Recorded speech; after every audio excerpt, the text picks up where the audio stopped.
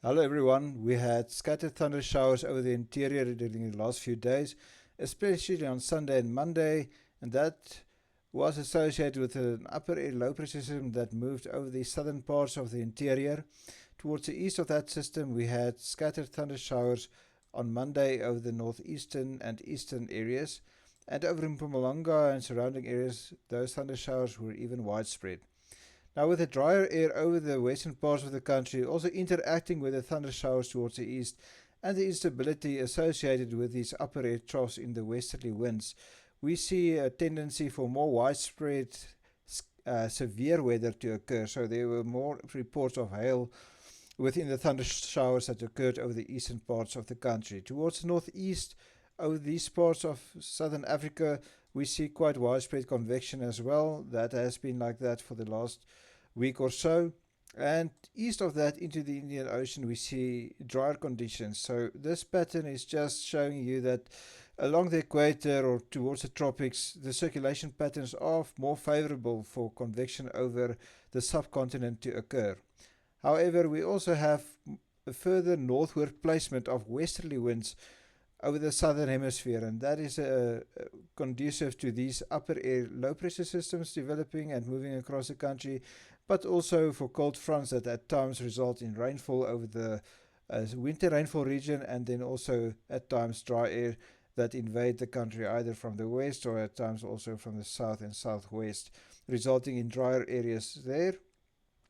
And since the middle of November, we have seen a progressive eastward shift in the area of most intense or widespread precipitation, while the western areas become somewhat drier.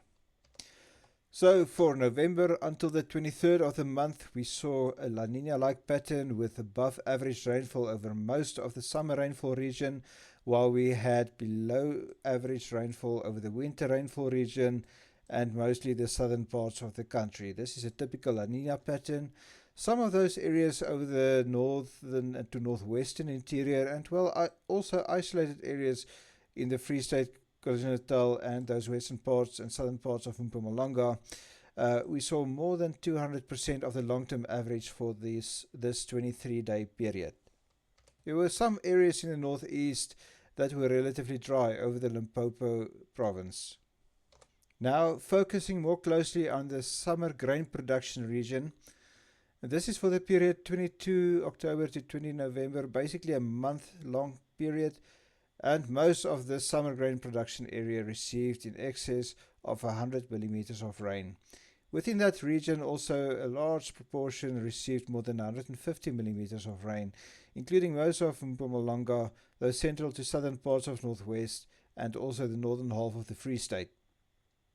Some of the stations in those areas, such as around Witbank and Milburg, around Ermelo, Wolmaranstad, and also towards the northeast of Bothaville, received more than 200 millimeters during this month-long period. Now looking only at the last 10 days of rainfall and focusing on the summer grain production area again, which is mapped out in this map specifically. Even during this 10-day period, and this is from the 15th until the 24th of November, we see more than 100 millimeters over most of Mpumalanga and then also some parts of Northwest, while most of the rest of the summer grain production region received more than 50 millimeters of rain. It's only these areas in the far southwest that received less rain that you can probably say is relatively dry, but for this time of the year, this is quite early for them to receive rain in any way, in any case. So towards the southwest of Hertzogville and Brandfort, we saw somewhat drier conditions there, with totals below 25 millimeters. We spoke about the slow accumulation of heat units last time. This is specifically for the Ermelo region, and it is representative of most of the eastern parts of the country and the grain production region. And we're looking here at the period from the middle of October until the 23rd of November. The total accumulated heat units for this year is about 205, which is, if you look at the average value for this time of the year, and we're looking here at lines for all the years since 2015 for that same period, and this year is in broken black lines. We see on average This period receives about 255 heat units, and with a value of 205 this year, we are at the lowest of all the years so far for this period, and also about 20 to 25% below this 10-year average. During the next few days, we will see a continuation of this pattern where we see most of the rain concentrated over the eastern parts of the country. So the southern to southeastern to eastern areas into the northeast are the areas that will receive the more significant rainfall during the next few days, with some of those areas receiving up to 40 millimeters of rain, and many of those areas probably receiving more than 10 millimeters of rain. However, these western parts will be relatively dry during the same period. Rainfall will mostly be in the form of thunder showers, and this will reach a maximum by about Friday. We also see that there will be some rain over the winter rainfall area that will be associated with a cold front, which will move across the region by Friday as well. This cold front will then later bring drier conditions towards the interior, with southerly to southwesterly and westerly winds invading the country with drier air. Where this drier air from the west interacts with the thunder showers over the eastern parts of the country, we will again see enhanced tendencies for the development of hail. Another feature that will also be conducive for severe storms will be the fact that we will be experiencing the influence of an upper air low pressure system over the interior during the Thursday to Friday period, and the instability towards the east of this area of low pressure over the southern parts of the country will also be conducive to more unstable conditions, and also lead to more enhanced probabilities for the occurrence of hail over the eastern parts of the country. Again, one can see that the general large-scale pattern remains quite favorable, with drier conditions seen over much of the Indian Ocean towards the northeast, and convection mostly located over southern Africa. And towards the northeast of South Africa, one can see that there will be a tendency for above average rainfall. Wednesday the 26th will be relatively dry. It will be hot over the western parts of the country, the interior, but due to an influx of cooler air from the south, there will be somewhat lower temperatures in the southwest, also associated with light showers over the southern parts. Isolated thunder showers are expected over most of the interior, and it's only the western interior that should be dry. On Thursday, the 27th of November, thunder showers will become more widespread over the country, and we will see only the far western areas being dry, while isolated scattered thunder showers will occur over the interior, becoming more scattered over these eastern areas. There will also be an influx of cooler air from the south over the southern parts of the country, resulting in light showers there, and also cooler conditions in the south, while we will still see high temperatures during the afternoon over the northwestern parts of the country, and also these lower lying eastern parts of the country, such as the Lowveld and northeastern parts of KwaZulu-Natal. By Friday the 28th, we should see more widespread thunder showers over the country. That will be the result of an upper air trough over the southern to southwestern parts, resulting in scattered to widespread thunder showers over the eastern interior and towards the southeast as well. Further towards the northwest, we can expect somewhat drier conditions to occur over Namibia, but for the rest of the country, we should see isolated thunder showers also. Again, more widespread scattered thunder showers over the central, southeastern to northeastern parts of the country. Also during the day, we will see a cold front moving in over these western areas. That will result in light showers along the west coast and the winter rainfall region. This will also result in lower maximum temperatures over the southwestern parts of the country, while it will remain hot over those central to northern parts of the interior. Over the eastern areas, where we will see cloud cover and thunder showers, we should also see somewhat lower temperatures. By Saturday, dry air should invade the country from the southwest, associated with a cold front. This frontal system and onshore flow will be responsible for some light showers over the southern parts of the country, and the thunder showers over the interior will shift further towards the east. Where the drier air interacts with the thunder showers in the east, one may still see an enhanced tendency for severe thunder showers, but this will be less than on the previous day on Friday. With the drier air from the southwest, one will also see lower temperatures over most of the interior, and maximum temperatures are expected not to exceed 25 degrees Celsius over the southwestern parts of the interior due to the influx of cooler, drier air from the southwest over the interior. Finally, looking at the conditions expected by Sunday, and this is quite far ahead, so this will not look exactly the same. But at this stage, forecast models indicate that the thunder showers over the interior will be located very much further towards the northeast due to the influx of dry air over the interior from the south and southwest.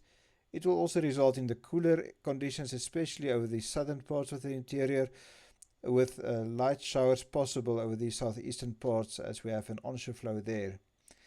But over the interior, most of the country will see sunny skies without any rain according to the current forecasts. What typically happens as we get closer to Sunday, this area of thunder showers will probably actually occur somewhat further to the west. So there will probably be some thunder showers a bit further towards the west as well, but these will be isolated in nature. And again, the main period of our largest activity during the next few days, or our most intense activity, should be around Thursday to Friday, and to a lesser extent on Saturday. Due to the westerly flow over the interior, we will also see somewhat higher temperatures over the Limpopo River Valley and also the Lowveld. Now, while I mentioned that the conditions in the tropics are quite favorable for rainfall over South Africa, this is an Antarctic oscillation, or also the southern annular mode.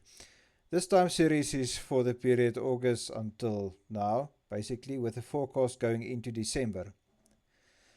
During most of this period, we see a downward trend in this index. This tells you that compared to the long-term average for this time of the year, we do see the westerly winds in the southern hemisphere on average being located somewhat further to the north. And for South Africa, sometimes that has the implication of cold fronts interacting with our region more often, as we have seen during the last few weeks, and as we will see during the next few days. As we move towards the last part of November into early December, we see this index going quite low to values of -2. That means that there will be a stronger tendency for the westerly winds on average and cold fronts to be somewhat further north over the southern hemisphere. And again, we will see during the next few days these cold fronts also interacting with South Africa. And that also then, with the more favorable conditions in the tropics and these enhanced westerlies over the country, will lead to an enhanced tendency for hail-producing thunder showers over the interior where they do occur. And at this stage, we see that during the next few days, these should mostly be confined to the central and eastern parts of the country, lesser extent to over the central parts, but to a greater extent over the northeastern to eastern parts and southeastern parts of the interior. So to summarize, according to the GFS ensemble forecast for the 26th of November until the 3rd of December, most of the activity will be located over the eastern parts towards the southeastern parts of the country, as we have seen, and this will mostly be associated with the upper air system and the thunder showers that we expect during the next few days, especially focusing on Thursday to Saturday and reaching a maximum on Friday. Still, one can see the large-scale picture with the drier conditions indicated over much of the Indian Ocean. That is basically positive for rainfall towards the subcontinent, and that will probably also give us a better chance for thunder showers over South Africa. But again, due to the southern annular mode being negative and the westerly winds further north, we can see many of these thunder showers, or let's say more than on average, have a tendency to become severe. Looking further ahead, this is until the 11th of December, the large-scale patterns remain quite conducive for better conditions for rainfall across South Africa, with a drier signal towards the east. This is typical of global circulation patterns being not too negative for rainfall over South Africa. It's more conducive for rainfall over the subcontinent, the southern parts. And we can still see a tendency for the thunder showers to be located further towards the east. And with the southern annular mode still negative, one can still probably expect drier conditions further west. But we will look in more detail at this period in the Cumulus newsletter later this week.